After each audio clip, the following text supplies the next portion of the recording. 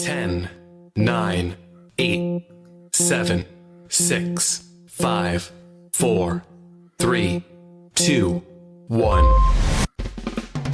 Discussing everything about the afterlife and spirit world. Coming to you all the way from Ireland. It's Sandie Byrne.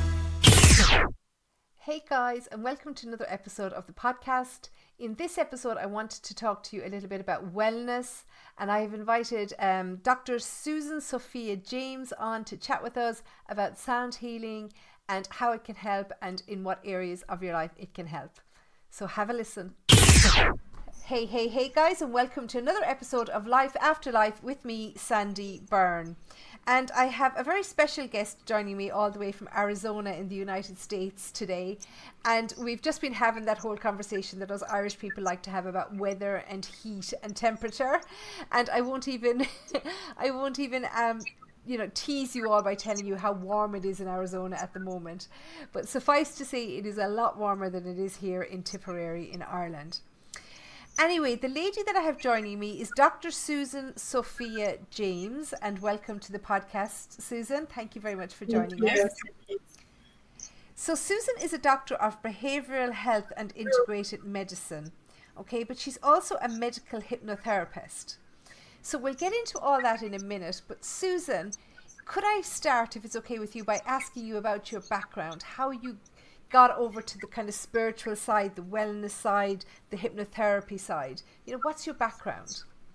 Sure. So I've always had an interest in how we can change consciousness. And as an adult, I've gravitated towards studying with different spiritual teachers. So one of the people that I studied with in Tucson was a woman named Shirley Nelson, who was a psychic who worked for the Tucson Police Department finding missing children. So that was in the 80s. And she used photographs. It was before cell phones. So we only had school photographs. And then she was training me to do that. And she also did something called Tibetan sound blowing, which I've never heard of since. And so I think she's the only one that did that. And then I studied with Jill Peirce for a bit. And also another person I studied with here in Tucson is a woman named Heather Valencia, who is a Cherokee shaman. And at that time, she was also called, her name was the wife of the Yaqui medicine man, because he was more powerful in his community than that was her dynamic relationship. And she worked with dimensions and dreams, so dream walking. And then I also was an apprentice to a woman who was a shaman, Lakota. She's a Lakota, which is a First Nation indigenous tribe in the United States. And she's a shaman, healer, medicine woman. So I studied with her. I was an apprentice for 17 years with her. And then I have this kind of natural affinity to sound and music. And I'm also have different kinds of clairvoyance and clairaudience. That's amazing. So like, I'm kind of in awe of the people that you've, worked with or studied under, because, and I always feel like I love to hear about the indigenous people in the US, because they are so spiritual, and they've got so much history there going back hundreds and probably even thousands of years. Thousands, so yeah.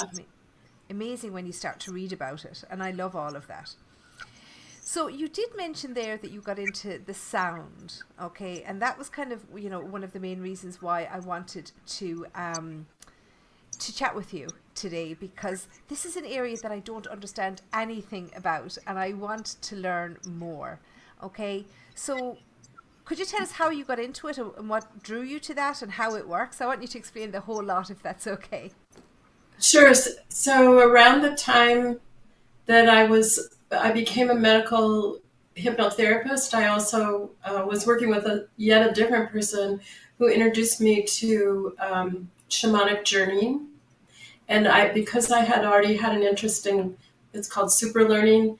And super learning is this idea that when we shift over out of ordinary consciousness into a more receptive state, that we absorb material differently. So there was some research about looking at if you're listening to certain classical music, your brainwaves change and then you can kind of speed take in information. So that was sort of a beginning point for me. And then somehow the hypnosis and the drumming, I merged them in a way, and I use because I have a kind of a close, because I have some kind of affinity for music and sound and understanding it and using it. So I was able to put that together, and then I created these programs. So I worked in different places. One was an immune compromised illness clinic where people came with cancer and other illnesses. And another place was a treatment center for people with addictions, trauma, mental health diagnosis, and then recovery. And then another place I worked was integrated medicine with pain patients. So I used these sound practices with these different populations, and I had really amazing results. And then I had a 3-year I called it an energy medicine and sound training program. It was mystical studies and meditation. That was, I started that about 25 years ago. And so some of those people also had different kinds of spiritual awakening experiences. So I had this kind of gamut of different kinds of people. And I discovered that there was a great ability for people to use those sounds to kind of transcend and access different parts of themselves that were restorative, and also overcome anxiety and depression. And now, kind of there's all this research. Here we have the National Institute of Health, and they have discovered that when we switch over into these this state of consciousness is considered hypervigilant, and this is where we store trauma and where we have release cortisol, which causes inflammation, and those are the underlying causes of disease, of like all the major diseases: heart disease, cancer, diabetes, schizophrenia, bipolar depression, anxiety, immune compromised illness. So it's really saying that when we access those other states of consciousness, we are tapping into above the genetic code. We can change how our genetics responds to the stress, so we don't have to be predetermined for disease. So I didn't know any of that stuff when I started. And so that's kind of the background of how I got started. And I just kept using the sounds, and I created these protocols in a way. So it's not that you just listen to a sound and then you're done. You have to keep using it, but there's also a system. So you're listening to certain things with the sounds, and then you go to another step in the system. Same sounds, but a different set of kind of guidance with it. So, just to clarify it in my head, so we talk about sounds and we talk about drumming, but are we really using the vibration of the drumming? Is that what's causing it? You know, in almost the same way like we use crystals to affect our own vibration. Is it kind of the same thing? Well, I mean, you could say it that way just because everything's a vibration, but no, because we have the ability to perceive sound, and the sound is a resonant that we take it in through our ears, but it also transfers into our bones. So sometimes people that can't hear the normal range, you can hear the sound like a bass drum. It rolls through the ground. So that's a way to describe how the vibration kind of connects with you. And then the other way that it connects is because we're so much water. We're 70%, generally speaking, which change from birth when you're going to die, your water level diminishes. But because we're water and water is resonance, the drum rhythm transfers through us through the air, but also into our system because we're water. So crystals, I mean, yes, you could say that, but the vibration is, well, you just say it's a different frequency that isn't audible for humans. I don't know if it's audible for anybody. Maybe insects. I don't know. Yeah, no, and like, because it just interests me because, like, I'm like that person that would go around plugging out the televisions because the sound of the television being on standby at nighttime keeps me awake. I can Oh, hear, I can hear right. those sounds. So that's why I was wondering, like, is that kind of the same thing? But that's obviously because of the water density in my body more than anything else. Well, and I think certain people have sensitivity to sounds that other people just, they don't even notice it. So it may be that you are more sensitive to sound, I wish to I wasn't. interfering sound. And it's funny because you could be sitting beside me and I might not hear a lot of what you say to me. Like I lip read a lot of times when I'm talking to people, especially when there's background noise. If there's Oh, two different noises going at the same time, I can't hear very well. So to be able to hear that is like, it's one thing that I wish I couldn't hear. Anyway, I didn't mean to interrupt your flow. It's just my oh no. thought process while I'm listening to you. So I'm sure that other people would be feeling the same. So it isn't, so the thing is that the sound patterns that are used are not some kind of, they're not magical sound patterns or unique to me. I didn't invent them. They're used in indigenous cultures and have been around the world. All of our ancestors use these sounds to gather communities together. I know that everyone has that in their history if we go back where there's a drum and it was used to alert people to create harmony within the group and also within the individual, because when we listen to a particular sound pattern, it's called entrainment, where you become entrained to the sound, and the sound allows your heart rate to become less and not to go away, but it goes into a resting state. Your pulse diminishes same, and your breathing, your respiration, and your brainwaves. So they're all changing simultaneously. So different rhythms. So like if you think about a really like, I don't know, heavy metal, the resonance with that is very different than other kinds of rhythms. So it's a unique rhythm, like an ocean wave, or like if a fetus is hearing the movement of the amniotic fluid, it's kind of it's continuous. It's you can count on it. It doesn't change.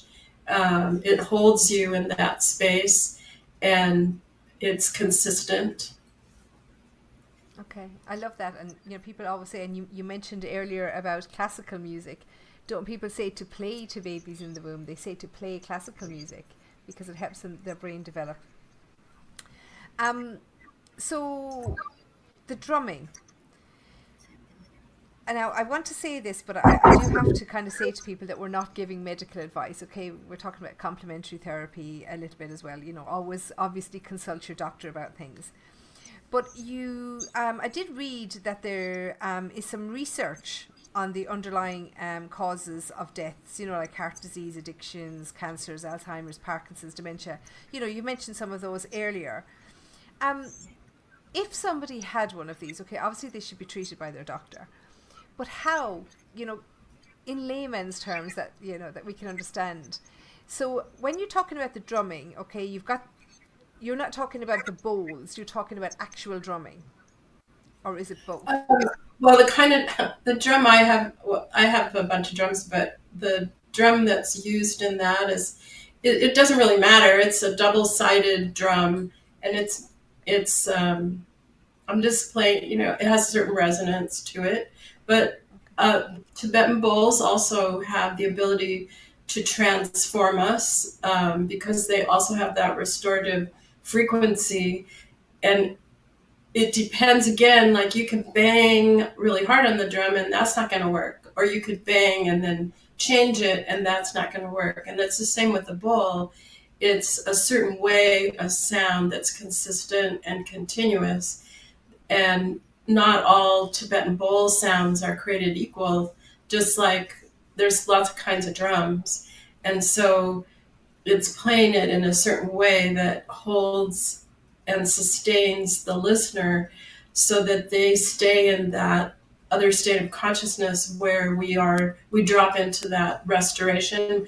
But it's more than really restoration, because it also allows you to tap into and accentuate your insight, creativity, problem solving. It develops resilience, and those are uh, qualities of really our evolution.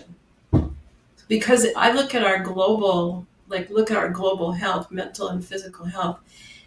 There's a lot of issues, and people say it's hereditary, but our we eat different. The air quality is different. The stressors that we've been exposed to are different. It's just that our codes are getting turned on because of all of those things. The food is less nutritious, so we being able to flip that is pretty powerful.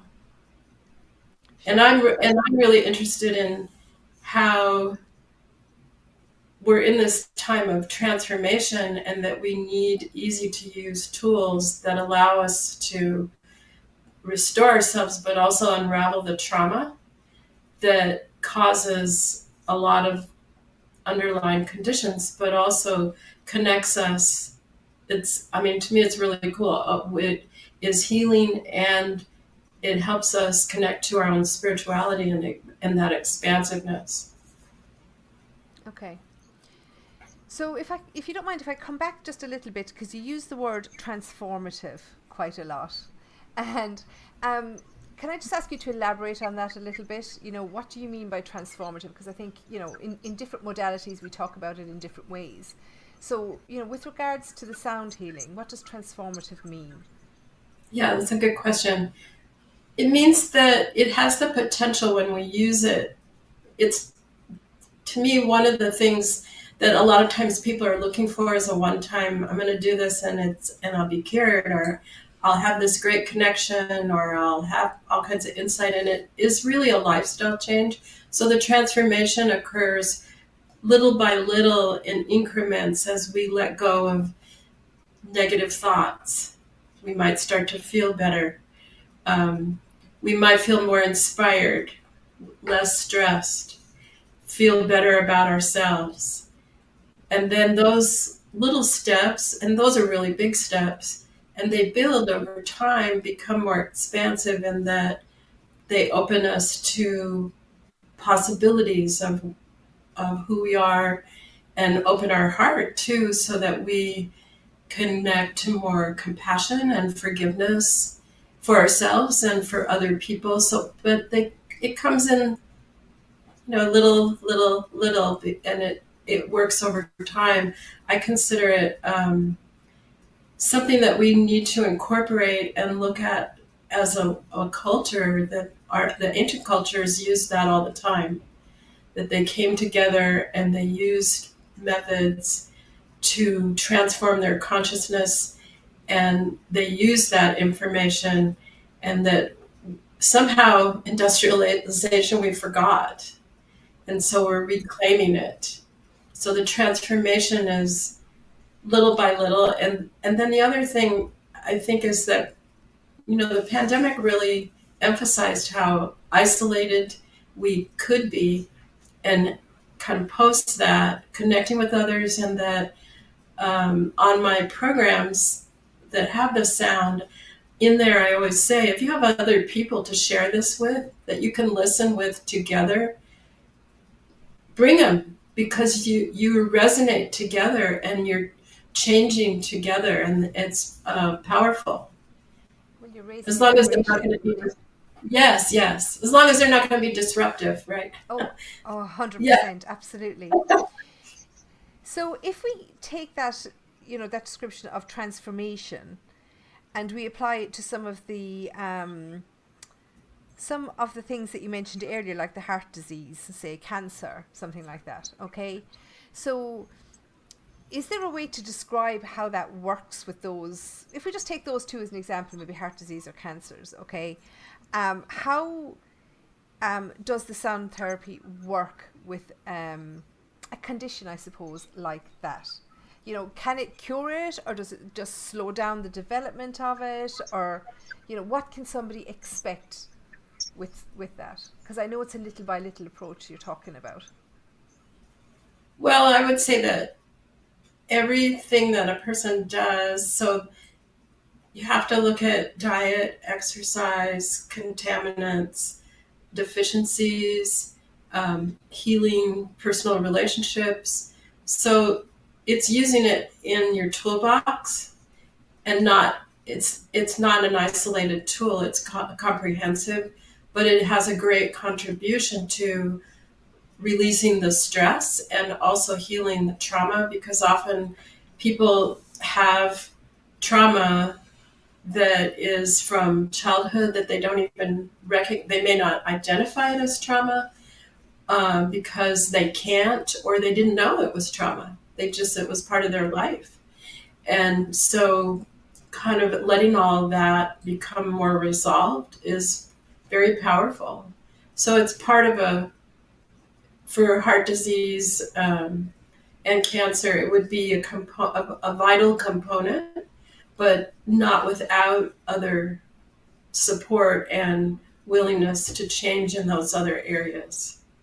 Hence the word complementary, you know, and I'm always trying to explain that to people, so thank you. Yes.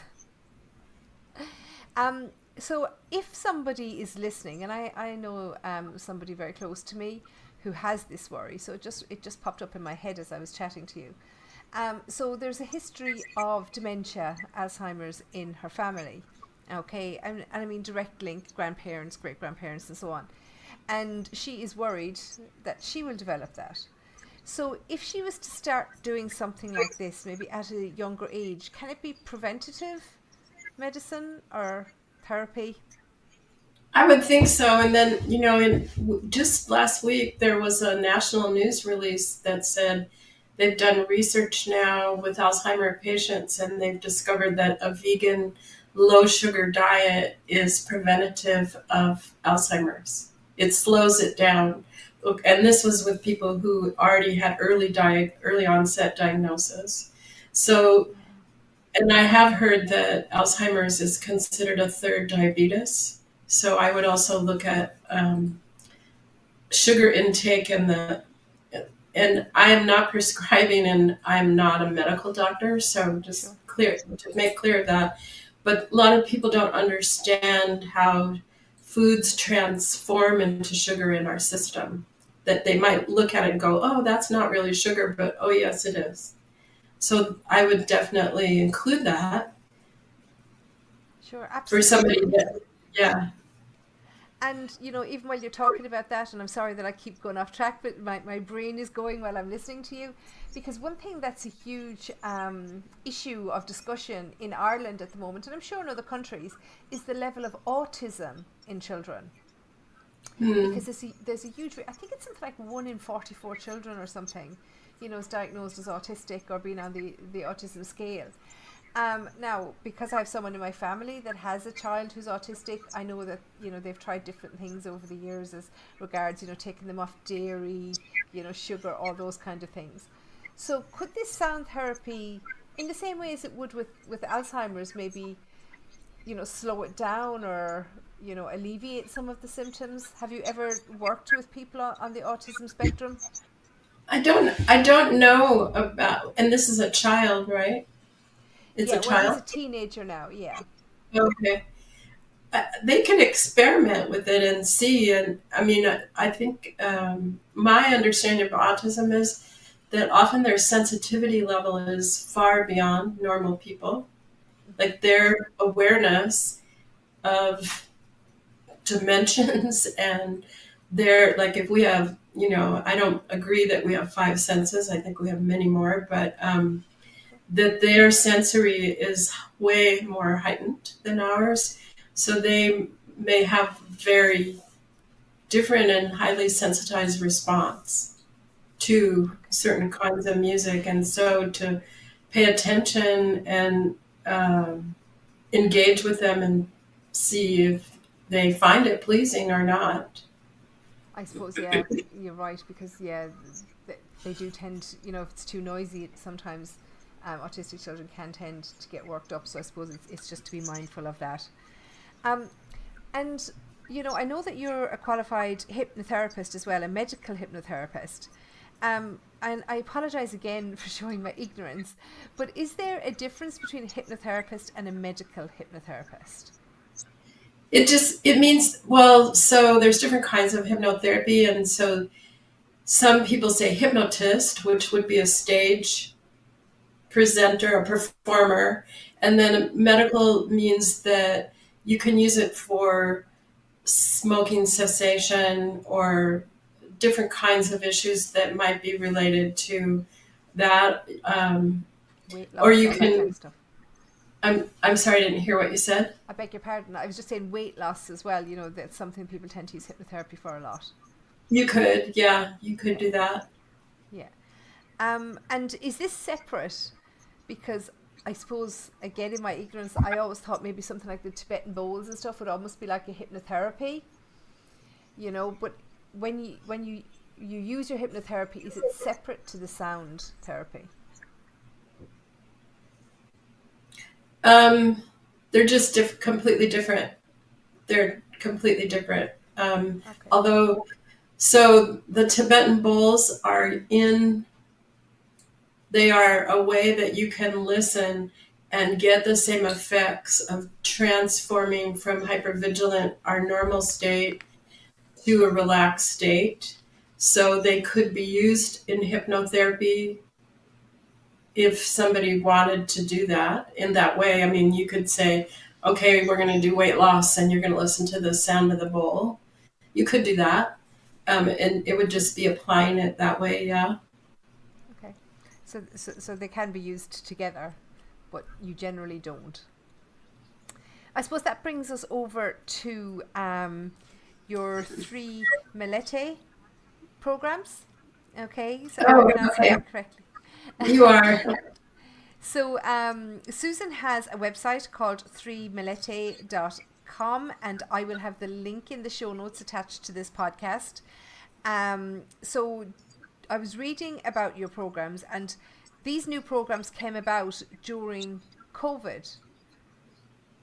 Is that right? Well, that you put together? I have been doing them with all those people for all that time, and it was during COVID that I went, wow, there's such a big need, because I was on social media a lot, and I went, oh, it was pretty staggering.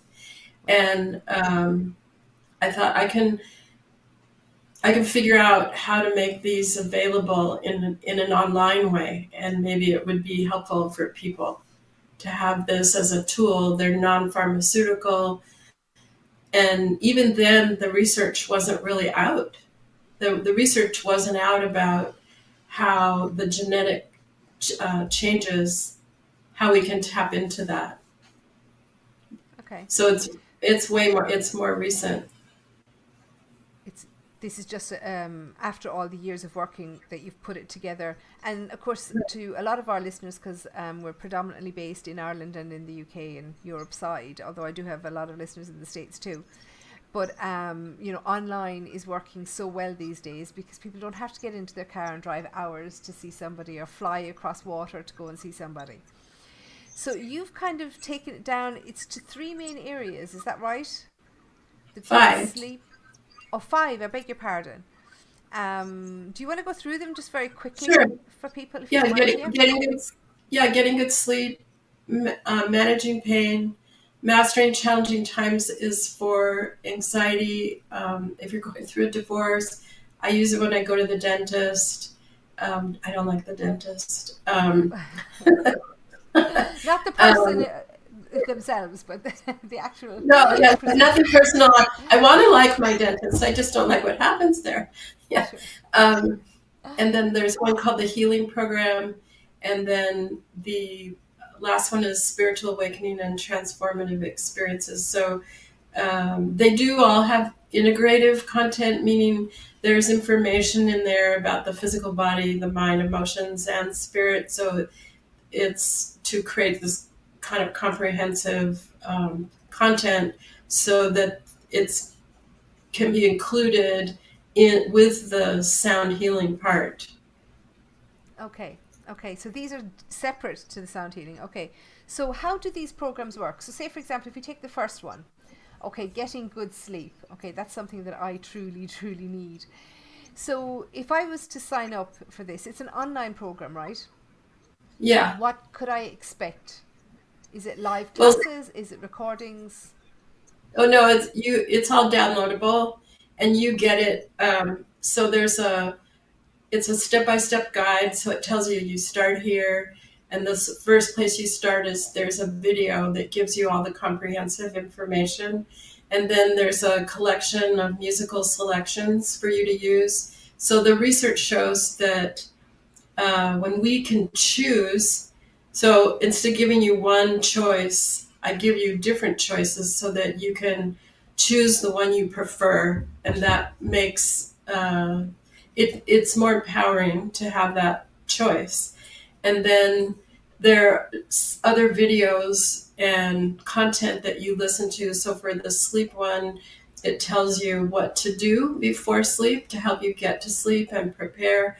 And it also tells you what not to do. So like a lot of people, I know people, including myself, who are really sensitive to chocolate, and they don't realize it, and they may be drinking tea late in the day or have a bite of chocolate because it's a dessert, and even sometimes hours, 6 hours, that can still affect people.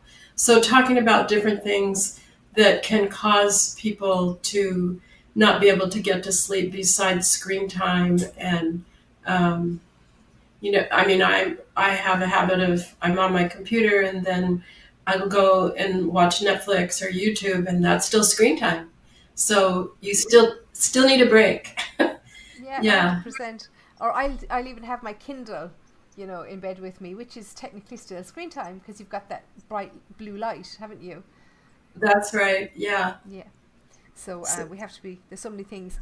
So these are programs that people can work through themselves, which is actually great, especially when you're talking about such a time difference, that people aren't scheduled to classes, okay?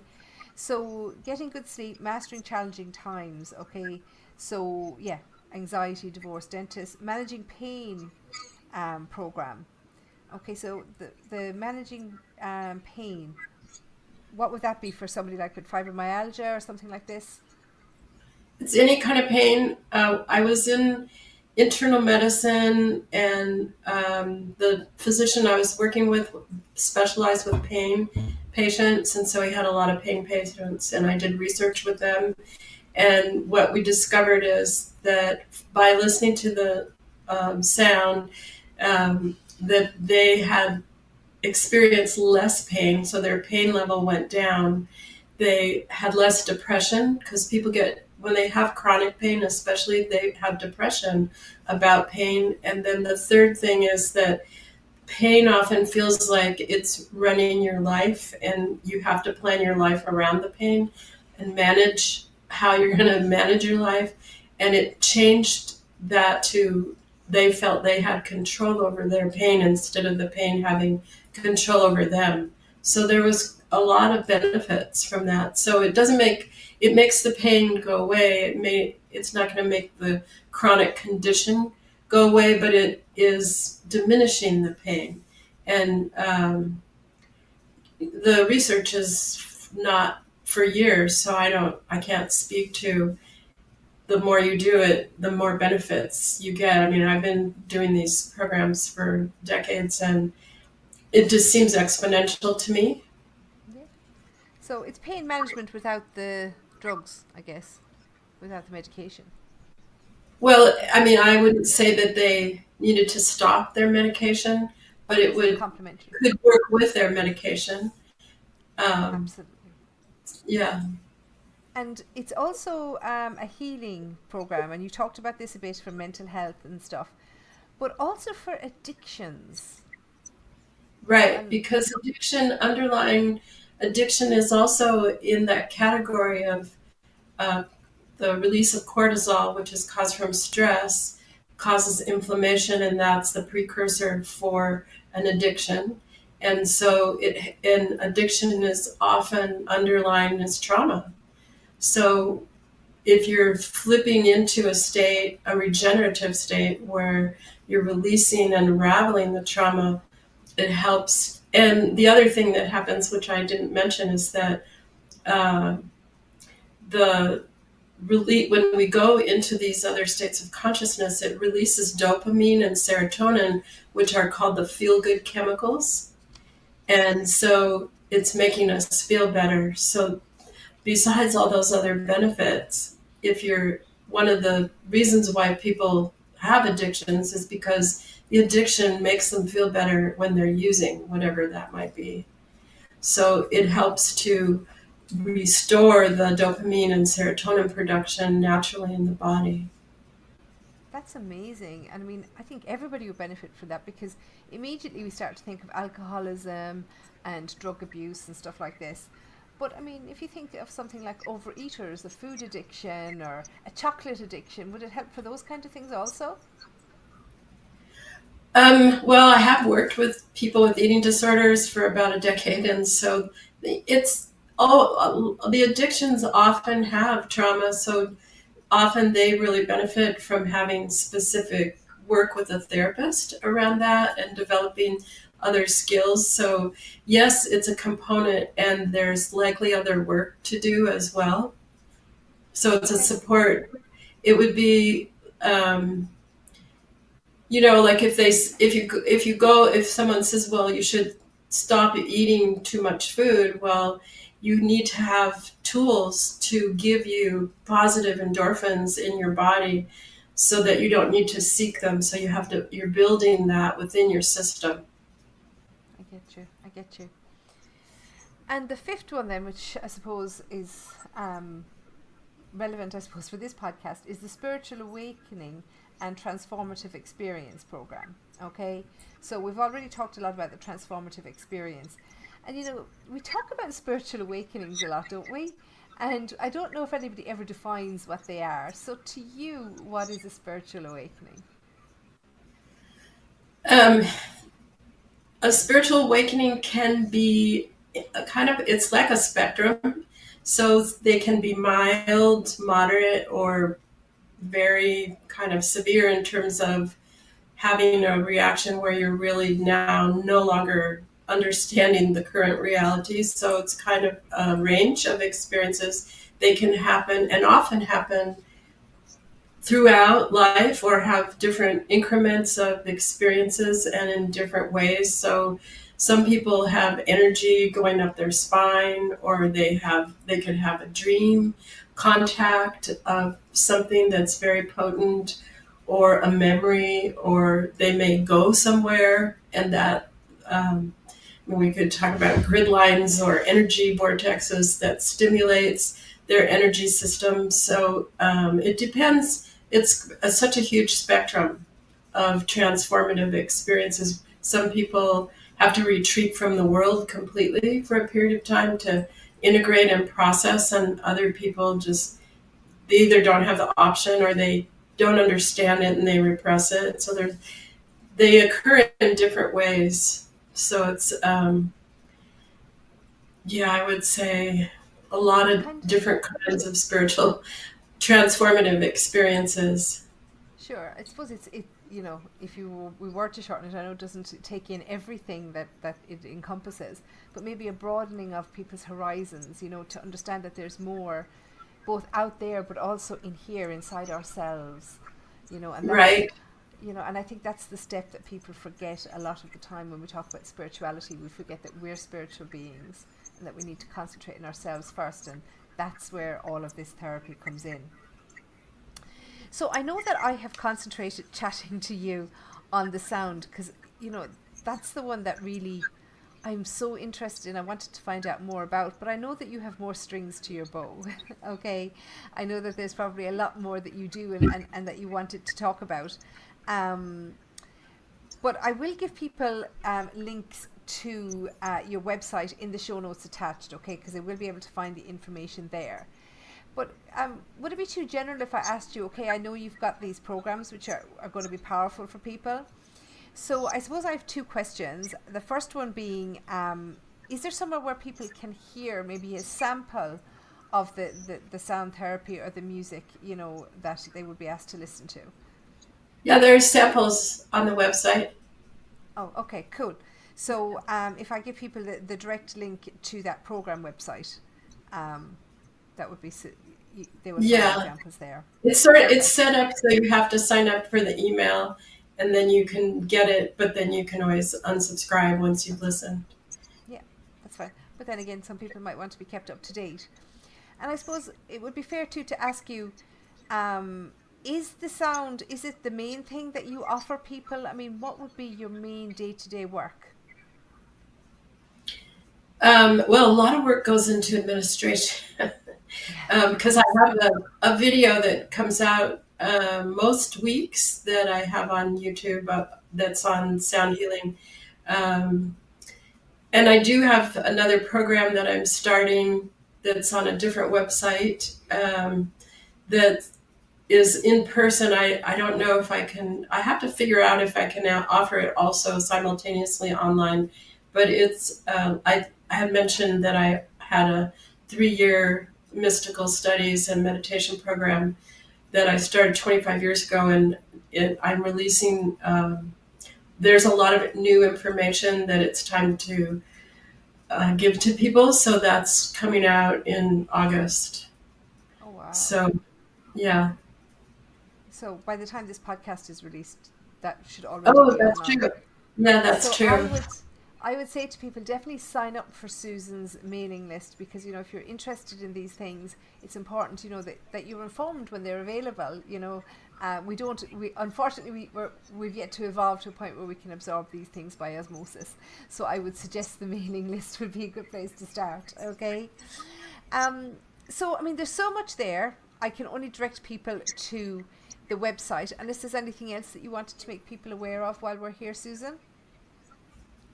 I think that's good. I appreciate your questions. No, that's fine. I mean, I've enjoyed the conversation. I definitely will be looking into this more because, you know, as I said, it's something we see these things advertised, and, you know, I kind of sit back thinking, well, that's not for me because I'm not chronically ill, or, you know, I'm not suffering from anxiety or whatever. But there's so much more to it than what I even expected. So thank you so much for explaining it to us. And I might even be looking at the sleep one, because I definitely need to get more sleep. Susan, thank you so much for joining us. If you have any questions, guys, on anything that we've discussed tonight, Susan is the person that you need to ask, because, as I say, I'm only learning this along with you. So please, all of our contact information will be on her website. Her social media channels are on there as well. And as I say, some examples of her work. I will link her website and also her YouTube page in the show notes attached. So please check there first. So Susan, thank you so much for your time. We really appreciate having you here on the Life After Life podcast. And I'll say goodbye to everybody that's listening. Thank you for listening, and I will see you in the next episode. Until then, take care and stay safe. Discussing everything about the afterlife and spirit